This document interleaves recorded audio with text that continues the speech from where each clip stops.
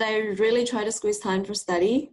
Sometimes, like I got frustrated because I couldn't make the perfect condition for me to focus. I'm just really frustrated with that. And I have a register exam in June. And I know in June, July, I can try the paper one. And then after that, it's online version. That's fine because I think I signed up with the Khan Academy for the online, testing. Mm-hmm. That's right. So like I'm getting familiar with the like the platform. But just like really a lot of things going on, I can't really know what's the best way for me to focus 100% and know I'm making progress. I don't want to, like I take like timed exams, like 5 whole sections every week on the weekend day. But I just don't want to do, this week I do better, next week I do worse. And then, like, I don't know, like if I'm improving or just like randomly I score better this week and then maybe it will change later. I want kind of to have a like stable idea. I'm really increasing my score steadily. Even if it's little, like small progress, I'm still like sure I'm doing better, but not fluctuating. You know what I mean? Like, so what's the trend right now? Right now, are they just fluctuating up and down? Yeah. Yeah, that's very common. I can definitely relate. I was in the really? Yeah. I was in the same situation back when I was studying, and it was the most frustrating thing in the world. I know, because sometimes I do online one. It's a little bit from paper, but I mean it's easy. Because if you do paper, sometimes you are not honest with yourself, right? You give a little bit more time or whatever. But online is like, when the time is up, it's up. If you didn't choose answers, it's empty, right? So it's more like a true fluctuation. Sometimes I score 160 and sometimes 151, 152. I'm like, dude, how can I do better before? And now I'm studying more than previous, but I'm scoring poorly, more like worse scores. I don't get it. So, yeah. Well, let me ask you this, Lynn. What's your review process like, aside from doing these full-length 5-section timed exams each week? What else are you doing in terms of reviewing those exams afterwards? I just review why I got it wrong. Sometimes like it's more like a misread information, whatever. But sometimes some answers I don't get it why it is chosen that way. So I would search like the Power Score, those kind of forums and then Manhattan, like if you Google that, will come up with the answers, and I will go through their strategies and then their interpretation to see, that's why this is correct, but not 100% convinced all the time. So okay. My strategy really just do like test and then review. Well, like what can I do else, right? I did prep test before, so I know what they're teaching. It's just really like, think about it. If you do like a intro, even though it's not called intro, like a prep course, sometimes it's like usually a month and a half long, right? And then 2 or 3 times a week, and then go through the strategies and then practice sometimes in the class. And after that, they give you a lot of more materials for you to practice. I've been doing that. Like it's not going well, I think. Yeah. So it sounds like you're doing a lot of the things that you should be doing, but believe it or not, there is still yet more to be doing. The LSAT requires more of us than we could have ever possibly imagined up to this point. Now, I read about your background. I saw that you have the dual bachelor's, you have the master's, you got accepted to the PhD program. So you've been able to jump through a lot of hoops up to this point, right? And that's impressive. Thank you. Oh, you went to Columbia, right? My ex-boyfriend went to Columbia. So like, I know you guys are like really smart. So, I think it's also about working hard too, though. And I think that you've been able to jump through a lot of hoops up to this point. And so it makes sense that you might expect that the LSAT will require similar. Now, you mentioned that, I just want to unpack a little bit of what you said, because there were a few things in there I think are worth talking about. Okay. One of them is that you said that the program is a month and a half, some test prep course, meeting a few nights a week. And that's great. That's definitely valuable. But the reason that prep courses are structured for that timeline is because that's what most students are willing to do. And that's what it's economical to offer. But you need a lot more than a month and a half, or even 2 months or 3 months to achieve your fullest potential. It took me an entire year to get from a low 150s to a 175. And I'm not saying it should take you that long to reach your goals, but 5 to 6 months is perfectly reasonable to devote to this, given the importance of the LSAT. Then the other thing you said about reviewing wrong answers, looking at explanations, that's valuable, but there's still another entire additional side to it, which is reviewing everything you get right, but have difficulty with. And then beyond looking at other people's written perfect explanations from the experts, you should also want to engage in your own personal introspective review process, where you look at what led you to pick or consider the tempting wrong answer, and what discouraged you or pushed you away from the right answer. Actually writing this out by hand, or typing it, or explaining it to a friend or a tutor or someone like that. Have you done anything along those lines? No, I don't think anyone is studying LSAT. Like, really, my friends, they're working, so, well, they may studying for CFA, but not LSAT. So, like, really, I don't have anyone. Well, here's an idea for you then. So you're lucky you have friends, because not everybody studying for the LSAT has friends. It's easy to get into your own bubble with this stuff. But you have friends, and your friends also studying for an exam, the CFA, which I understand is a quite difficult exam as well. Yeah. So what if you set up an arrangement with your friend where they have to listen to you babble about the LSAT for a half hour, then you listen to them talk about CFA for a half hour, as you kind of balance it out, and you explain things to each other. And maybe you don't care about CFA and they don't care about LSAT, and that's fine. But there is something magical about speaking these things out loud. You don't truly understand something until you can explain it to somebody else in your own words. The common pitfall with reading perfect explanations online is that these people have all the time in the world to write them and perfect them. And they also have typically a decade or more of experience, like I do, right? So when you look at my explanations or watch my explanations, I've been doing this for a long time. And I also have the liberty to take all the time I want to create the explanation, whereas you're taking a timed section or a timed exam, and obviously you haven't been doing this for nearly as long. So you see the difference there? Yeah. But sometimes, I work for a time 9 to 5, Monday to Friday, right? So even though I'm willing to put more time into studying, and sometimes I have other commitment, I just need to take care of other stuff too. But that's fine. It's just if I have 3 hours each day after work, and then sometimes you do 3 or 4 logical games, and then you review them, 3 hours passed. You know what I mean? So I cannot do a lot amount of practice within limited times. And I really want to go through every question, but sometimes I just have difficulty wrapping them all up before being prepared to write an exam. And I think a logic game is fine.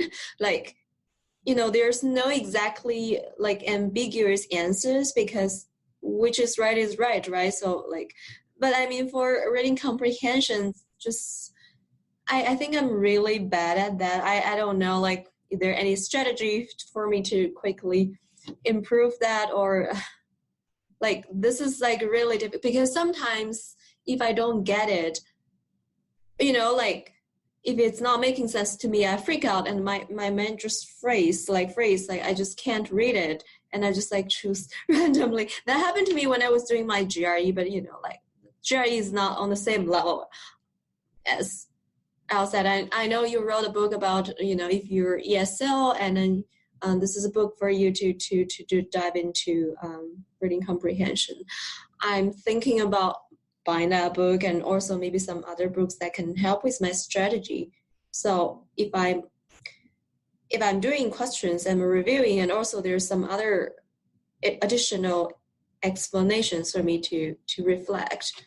So I Yeah, don't so, just yeah, saying a lot. So yeah. no, So great. I'll try to address every single point I can remember that you said, yeah. because it's all useful here. I think that definitely if you're a non-native speaker, then I created that resource, the vocabulary builder, specifically for students in your situation dealing with difficult LSAT vocabulary that's also troubling for native speakers too, but words that are used in uncommon ways, and the LSAT has its own particular vocabulary, its own particular language.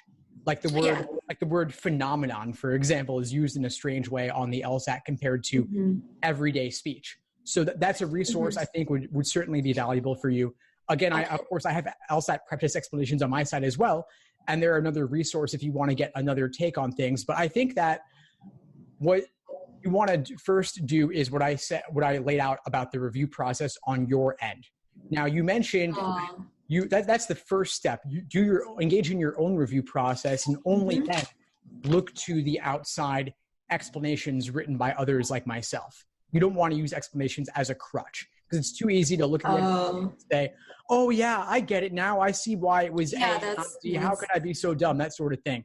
It's very easy to gloss over it, but then in 2 minutes you're done with the question, but you didn't really learn it in sufficient depth, because then next exam next week, you might make the very same mistake again.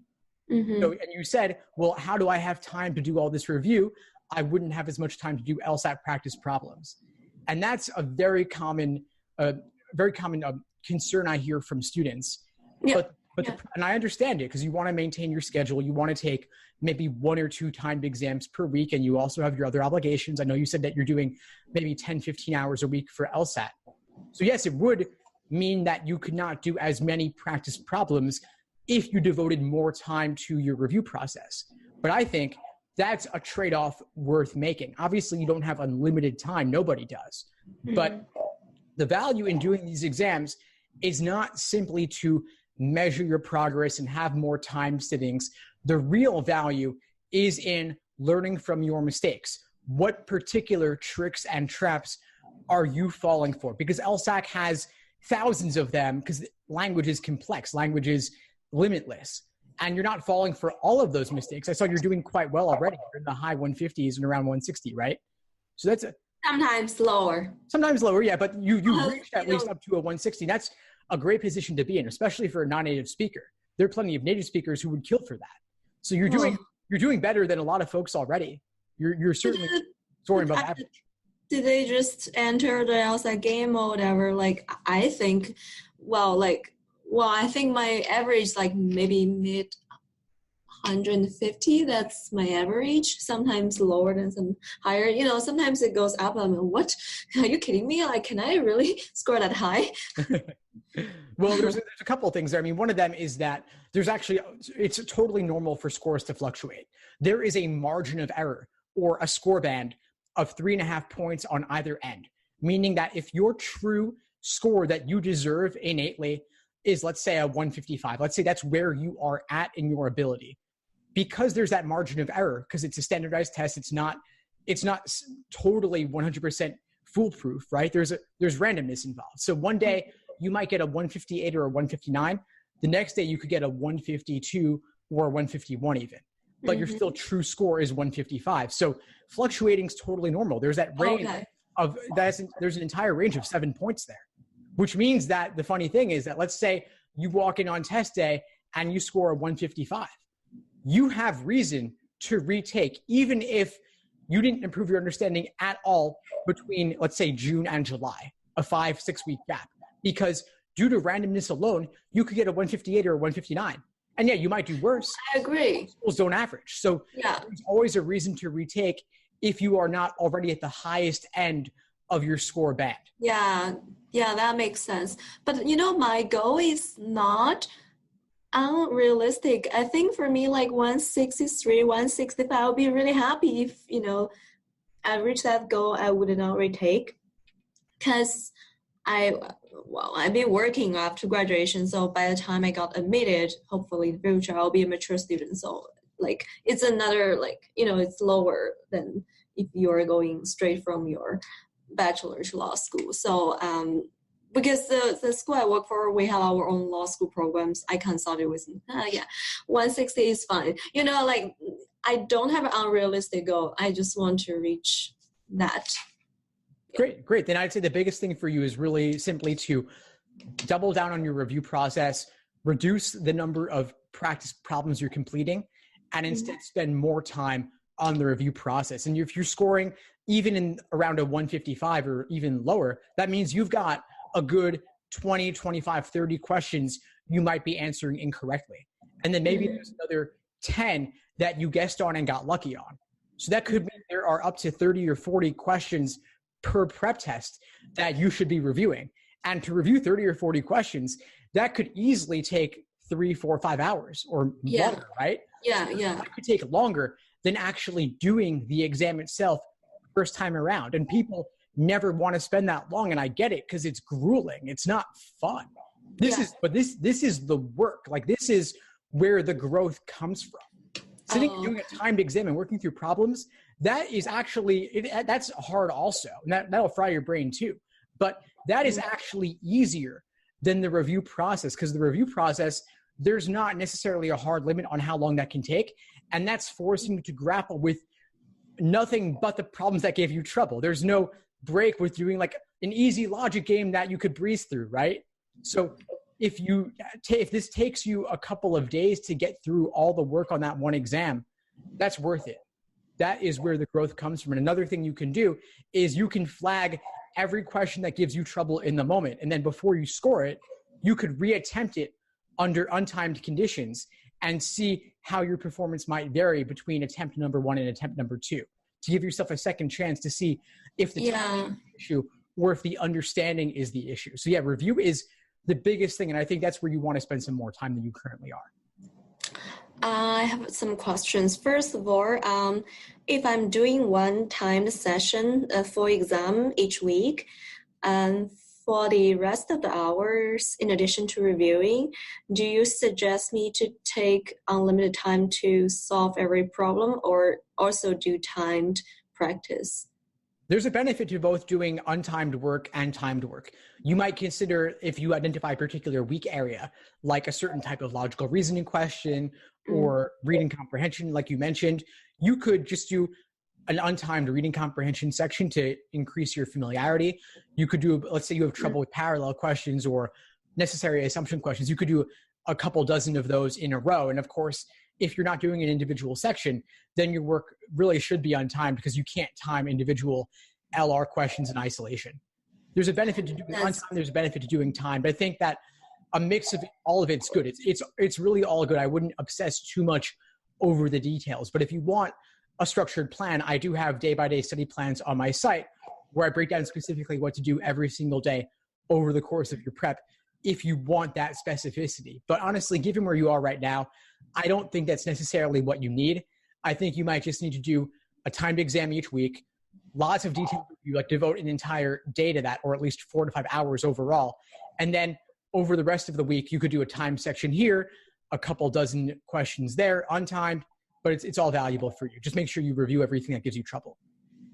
Okay, so if I do self-review but still don't understand, what should I do? Sometimes I Google and in the forum, the explanation done. Sometimes it's interesting, like PowerScore and then like whatever, like Manhattan or other people's forums.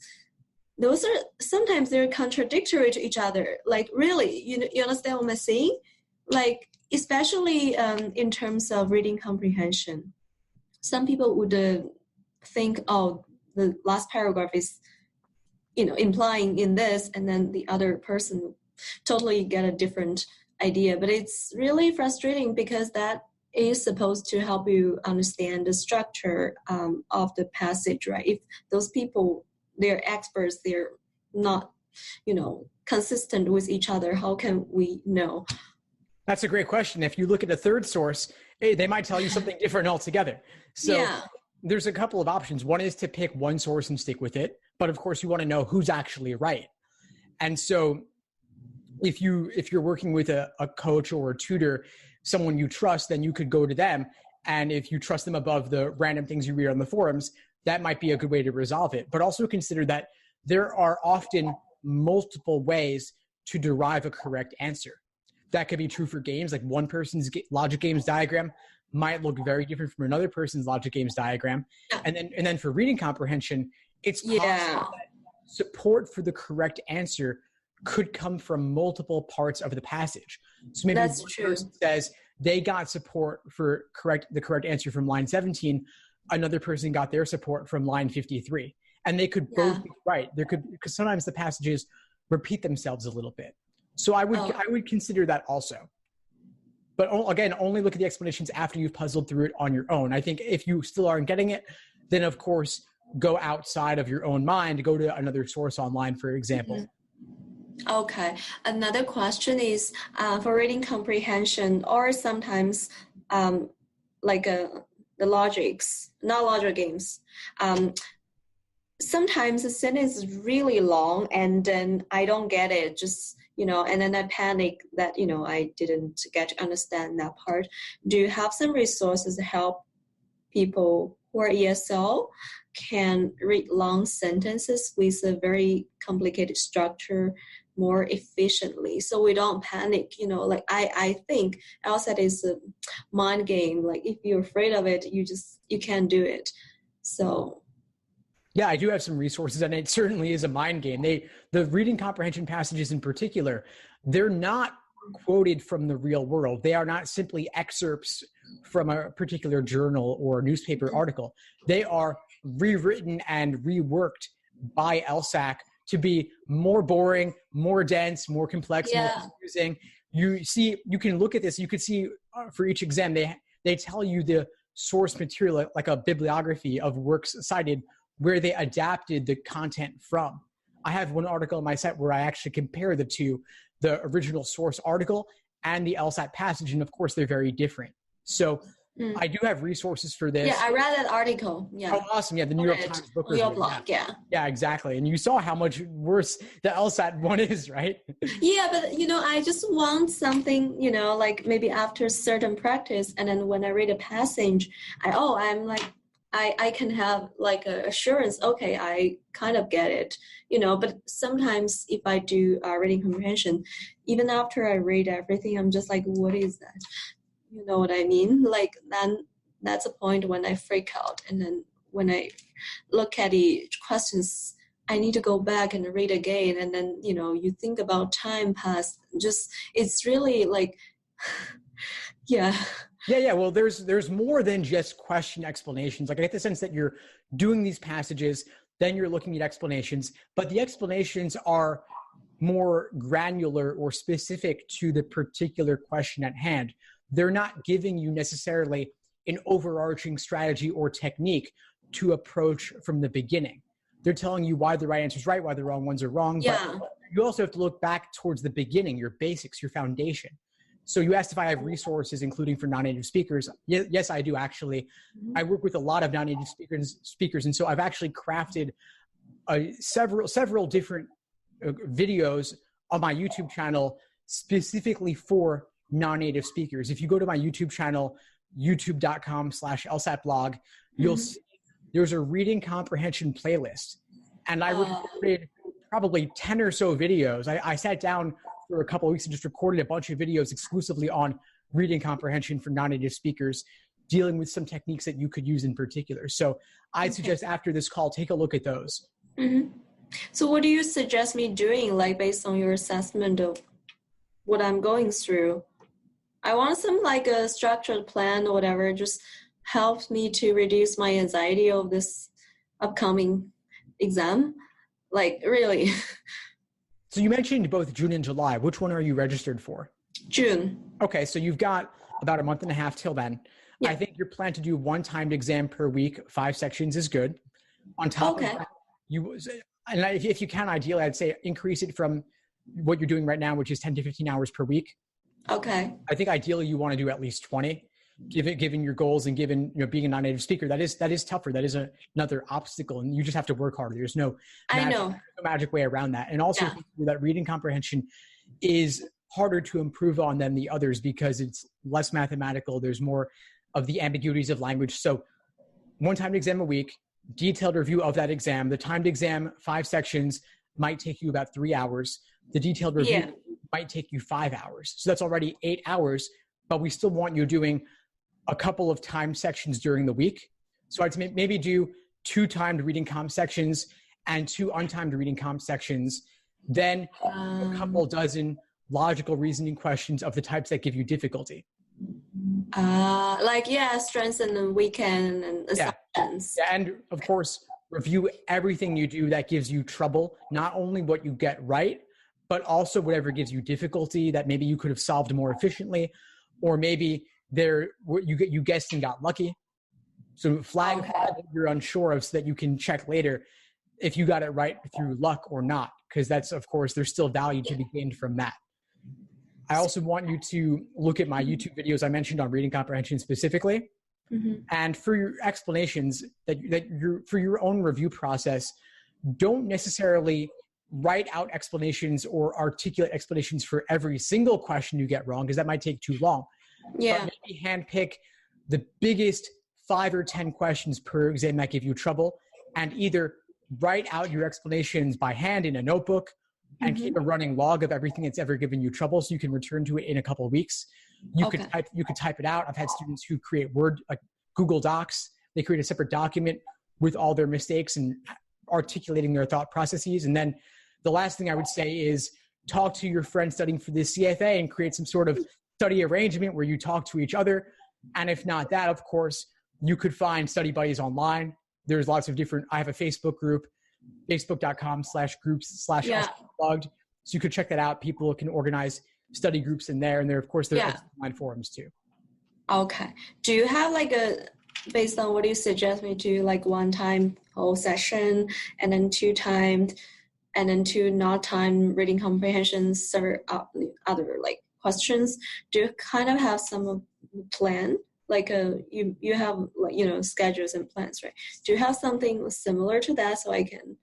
Because I think you're expert in this, and then when you make plans, you think about easier and harder and loops, right? So do you have something like that so I can? Yeah, I do. I'd suggest go on my site, go to the day-by-day study plans. For you, since you're obviously not starting from scratch, I would suggest that for you, probably the 3-month day-by-day study plan would be a good fit for you. And you can adapt it. So the 3-month day-by-day plan will give you an overarching structure for your studying. You can, of course, skip the games portion of that because you've already done games and that's not your focus. You could jump ahead to the later stage of reading comprehension and just incorporate what I suggested here. You can modify and adapt it for yourself.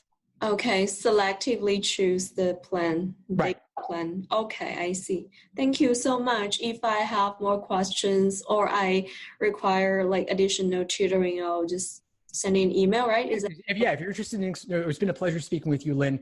If you have any interest in or feel like it would be helpful for you to explore one-on-one coaching with me in a more serious program, then and we can definitely talk about it then. But I feel like you can get there with or without me. So only if you would like my help and feel that it would pave the way or smooth the way for you, then reach out and we can talk about going together for June or beyond.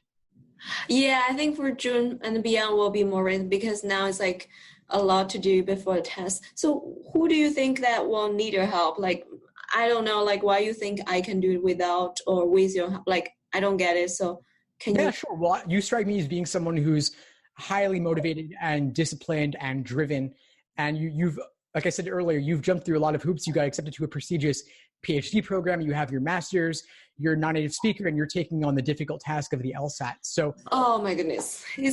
I find it quite inspiring. And I do love working with students like yourself who inspire me.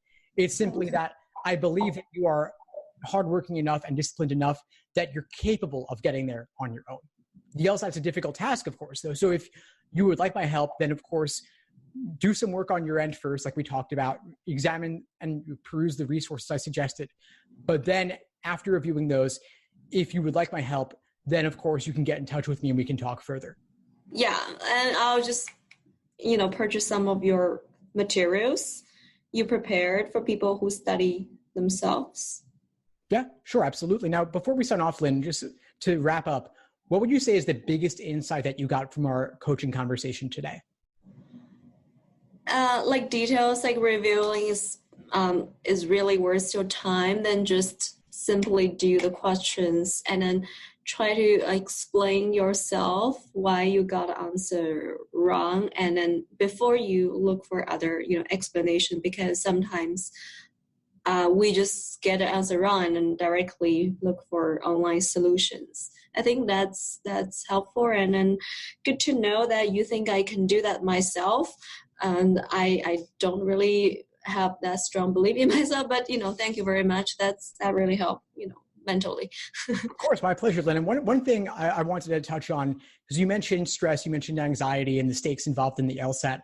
I just want to remind you that while the LSAT is a very important exam, of course, no one particular LSAT test date is especially important. You can always retake. They're actually offering the LSAT more frequently now than ever before.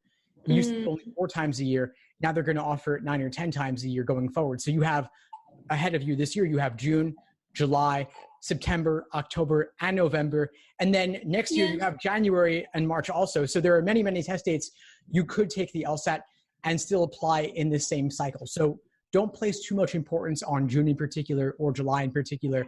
There are always more opportunities ahead of you. And since law schools do not average multiple LSAT scores, there's not really any problem. If it doesn't go well for you one time, you can always retake. Yeah, but if you apply, the deadline is November, right? So if you already asked your people to write reference letter for you and then that year you didn't get in, well, you need to bother them again. Like, you know what I mean? Like, well, I kind of want to, prepare beforehand instead of bothering people to write multiple reference letters for me. Of course, yeah, starting early is always good. Getting it done early is always good. But even November, let's say a school did have a deadline in November, that still leaves you June and July, September, and October. Yeah, that's right. Well, luckily my supervisor supports me going to law school. So, well, at least I can have some, security. So, yeah, but thank you very much. Do you mind emailing like the study plans you just mentioned? You think that will work best for me, and also like ESL non-native speaker, how to improve their. Of course, yeah, I'd be happy to send you some resources, Len, definitely. Yeah, so I can, when I do my own review, I can, learn some strategies more efficiently. Yeah, of course, it'd be my pleasure. Yeah, thank you so much.